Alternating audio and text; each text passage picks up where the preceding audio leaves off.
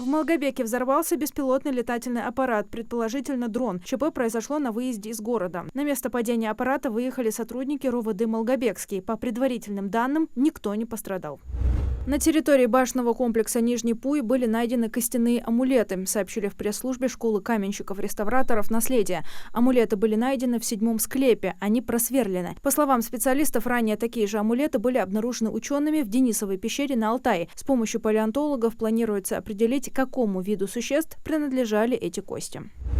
Проект «Живые письма» стал победителем грантового конкурса Президентского фонда культурных инициатив. Его представил молодежный центр «Дом молодежных организаций». Проект направлен на сохранение исторической памяти и культурного наследия через уникальный формат погружения в историю, оживление писем прошлого. Инициаторы проекта помогут молодежи прикоснуться к настоящим эмоциям и воспоминаниям людей из разных эпох, сформируют у них интерес и уважение к культурному наследию. Реализация проекта запланирована на 2025 год.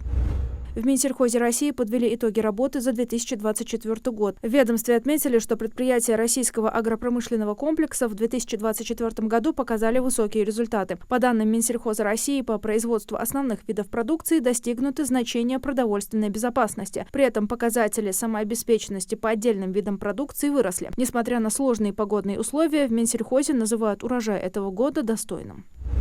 Российские страховщики выступили с инициативой расширения тарифов по ОСАГО, установив только верхнюю планку стоимости полиса, заявил глава Всероссийского союза страховщиков и Российского союза автостраховщиков Евгений Уфимцев. По словам Уфимцева, страховщики достигли потолка текущего коридора по тарифам, и попавшим в аварию водителям уже не хватает действующих тарифов. Он призвал продолжать реформу по индивидуализации тарифов, иначе стоимость полиса будет расти не только для тех, кто часто попадает в аварии, но и для всех водителей.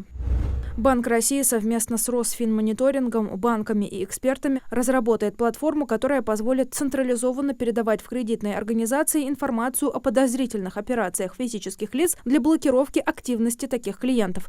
Речь идет о клиентах-дропах или дроперах, тех, кто предоставляет свои банковские карты для обналичивания денег или совершения переводов в пользу теневого бизнеса или других незаконных операций. Например, это могут быть деньги для онлайн-казино, криптообменников или пиратских сайтов.